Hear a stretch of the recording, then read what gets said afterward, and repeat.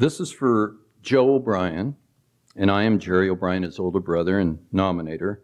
Joe and our entire extended family are grateful to be here, and we thank the Alumni Association and Adel and all of you here. So picture this: Joe O'Brien from little old Adel, Iowa, class of 1979. He had modest high school success. He played defensive tackle. After Adel, he went to Ellsworth Junior College, and then in 1982, earned a rare honor. He became a D1 Big 8 football player, which has maybe happened 3 or 4 times at Adel. He told me, "Jared, they called me out to Boulder, Colorado, saw my tape, and Coach Chuck Fairbanks made me breakfast at his house. Coach Fairbanks said, 'Joe, we're offering you a full ride to play football at CU. What do you think of that?' Joe replied, 'Coach, I am all in.' Colorado Buffaloes. This was a nationally renowned, respected, legendary program on the Big 8 gridiron. It was everything Joe had worked for the last few years. Joe did not have a football goal per se till late in high school. 97.2% of all high school players do not get D1 football scholarships. His journey was helped by all of you here, the community, his family and friends. Let's go back in time with several key stories that help explain this. So 1974, Joe's 7th grade team, and this will be the core group in junior high that go with him throughout this journey. The nicknames included Pinky, Hoagie, Piro, a team rough around the edges, unformed. They were not sure what to do with Joe. He became a 3rd-string fullback. That season, their team only scored once and only won once. That was the same game, a 6-0 win. Scott Dixon intercepting a pass and running it back for a touchdown. However, no one on the team gave up on football. But they didn't have any big dreams either. So 1975, 8th grade year, we have that core team again: Bruce Pinkerton, Eric Pearson, Dixon, Jimmy Vow, Tim Cook, Dan Beaver, and there was a new kid.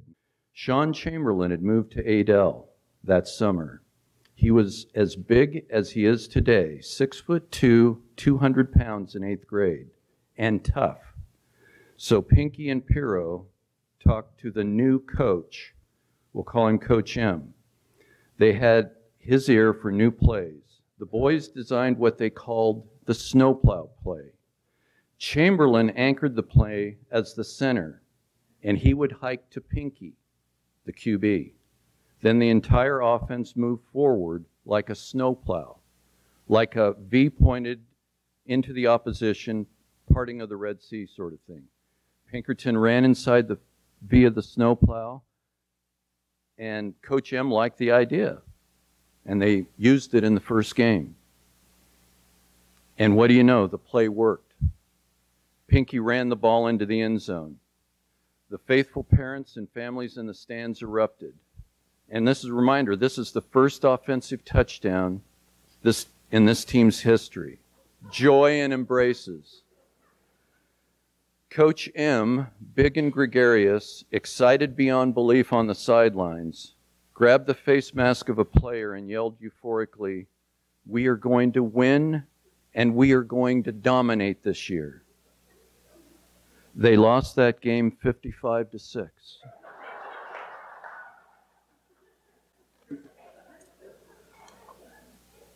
So we go into Joe's freshman year.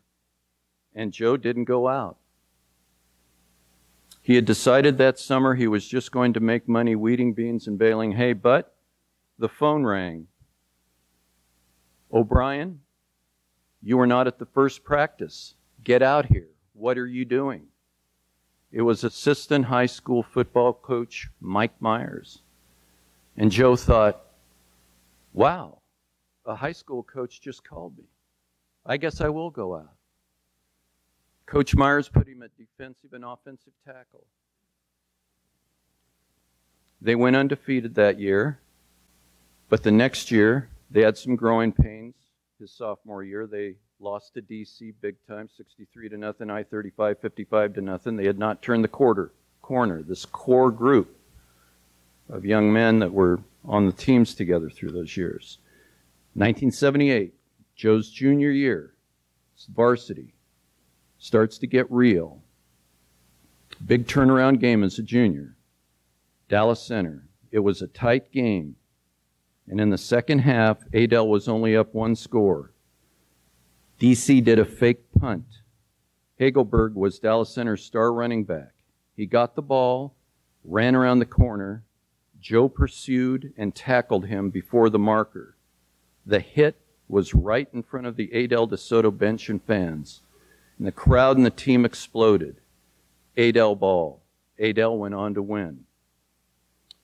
The juniors stayed hungry, and they would through their senior year, and the senior year started 79, had that same core group together from grade school, mentally feeling like winners. And they had a tremendous season. They went undefeated in the conference. They had a mental and physical attitude of what could be accomplished by a team as one. And Joe began to realize he had an attainable goal. And the attainable goal was to play D1 football. So, wrap up here. Coach Nelson got him up to Ellsworth, and things got serious and started getting real up there. He worked his butt off, a higher level of competition. Joe beat out a kid from Pennsylvania and started playing first string. They went to multiple bowl games, and he got the attention of multiple colleges, including Iowa, Minnesota, and others. And so now Colorado pursued him the hardest. Now we're back at that breakfast in front of Chuck Fairbanks, back at CU. It was the beginning of a great relationship at Colorado. Joe started playing and started many games at defensive tackle, played at places, the huge stadiums and great legacies at places like Missouri, Nebraska, Oklahoma, Oregon, 60, 70, 90,000 screaming fans. Culminated with Joe's career there when things came full circle and he was given the defensive player of the game against Iowa State. That was in 1982. The best part of the story, he married a local CU gal, the angelic Beth, who nearly everyone around here knows, as they come to Adel a lot, and they have a wonderful family. They live outside Boulder in Louisville, Colorado. Joe, congratulations, and I'm going to turn it over to you to fix what I may have messed up.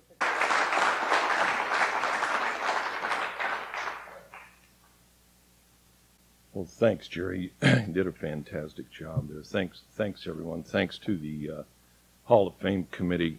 I'm very humbled and I'm very honored here today. Oh, go to the mic. Oh, yeah, there you go. Yeah, Greg told me to do that, my son, who's controlling the things back here. Like I say, the Hall of Fame, I want to say thank you. I'm very humbled and I'm very honored here today. Congratulations to the current inductees. A lot of thank yous need to go out today. My folks who are not here, they taught us to be the best. They led by example. They gave us a safe environment to grow up in.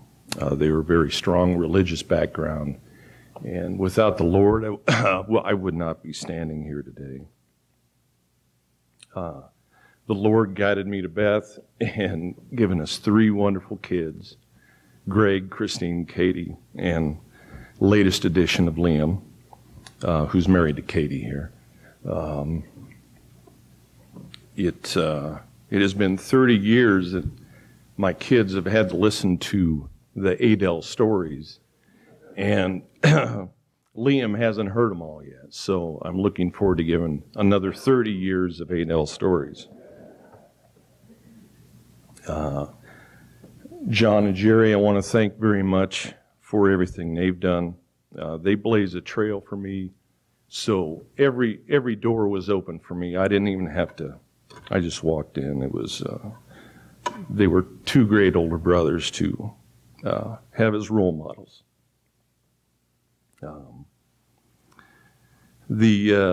As my mother would say, the fourth O'Brien is Dan Beaver. Where's Dan? Wherever Beaver is, there's Beaver. Thanks, Beaver. Sorry about this. When they say it takes a community to raise a child, that's me. Martha Normberg and my mother got together because I hated school. And they were like peas in a pod. And they turned me around, which was fantastic. Martha, if John's here, you know how much I think of your mother.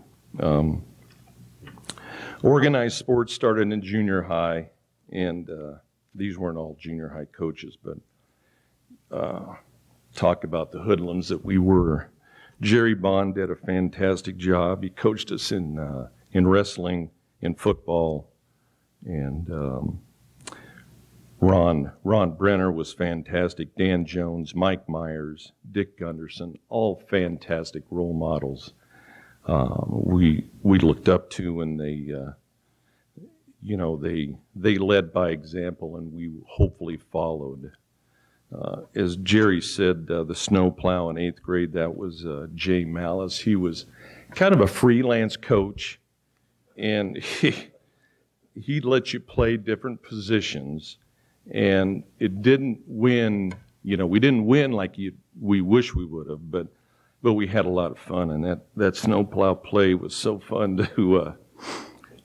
I'm playing wide receiver at the time, and I look down the line, and I see Chamberlain, this big, massive man. He was a man at the time. And Pinks, let me get over here. Pink is this little quarterback. He fell down behind me. You can't even see him. The arrow right there. Parted like the Red Sea. It was quite a play. And we were all excited. Everybody was high-fiving everybody. But that's sports, you never know what's going to happen. You think in the beginning that it's going to end this way, and it doesn't. But it teaches you a lot that you got to work from the beginning to the end. The tradition here in Adel goes on with great coaches. Gary Nelson was our head football coach 2 out of the 4 years. We went to state playoffs. 3 out of the 4 we had winning records. And what I'm most proud of, as Jerry was saying, were these 18 seniors on the football team. From where we started in junior high to where we ended up being conference champs. It's pretty amazing. And these guys are pillars of the community here. Tim Cook went to state in wrestling, was a fantastic center for us. Steve Sandquist here. Jim Vio, John Normberg, the Normberg family, Todd Christensen, the Christensen family, Pink. I kid Pink a lot. He was probably one of the best athletes we had. And he was a fantastic baseball player. Jack Wood, Greg West, Eric Pearson's here, all-conference defensive back for us. Brian Swigert, another role model here. Well, I would say role model. Kirk Bannick. Bannick's a good guy. You just got to know Bannick. I mean, I'm not here to throw, but he's a great story of where, you're a little rough on the edges, and then where you turn out to be. He's a great pillar of the community here. Probably the best athlete, Dave LaFoon, was our fullback linebacker. Dan Beaver, again, great offensive guard. Sean Chamberlain. Juan Papi Pozo. He was a foreign exchange student that Nellie turned him into an all-conference kicker and could kick a 50-yard field goal. He'd never seen a football before. And Tim York, and Kevin Schultz. And as I say about football, 80% of the players don't get to touch the ball. So you've really got to be dedicated to want to continue the sport. And these guys did, excuse me, for 6 years. And to win the conferences was a great accomplishment. Couple of games that stick out were the Waukee game, my junior year, and comes back to community. When we were leaving town, you could see the caravan of cars coming up from Adel and going over to Waukee. It was anywhere between 2,000 to 3,000 people, they say, at the game. So unfortunately, you know, we lost that game. Fuller, you remember that game? Yeah. So that was a bummer. We lost 15-14. But as football goes, we won the next year against Dallas Center, where they had, you know, a fantastic team. And we won 15-14 there with a great offensive line. And Curtis Highland was our quarterback, who probably one of the best quarterbacks in the town of Adel, in the history of Adel. Curtis was a good quarterback, and he walked right in unscathed, and we won 15-14 over Dallas Center. So,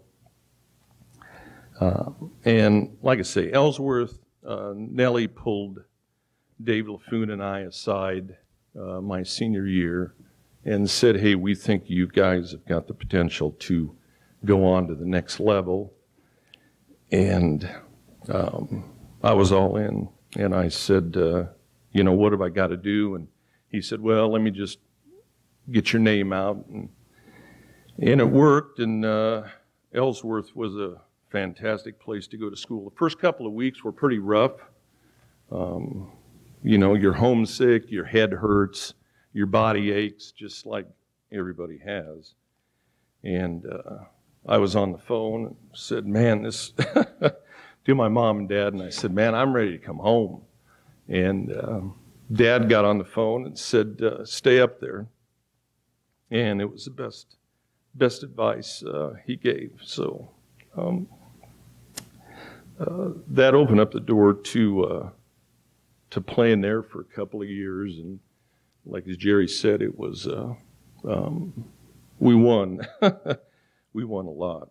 And that got the opportunity to go to the university where I met Beth, and the rest is history. So I guess that, doggone it, sorry about this. The takeaway from me is to, you know, work hard, don't give up, and keep fighting. And I want this to be happy. I'm not. So this is supposed to be a happy event. So this isn't about, you know, sad things, but this is all positive stuff. So my life has been unbelievable. So thanks. Thanks, all.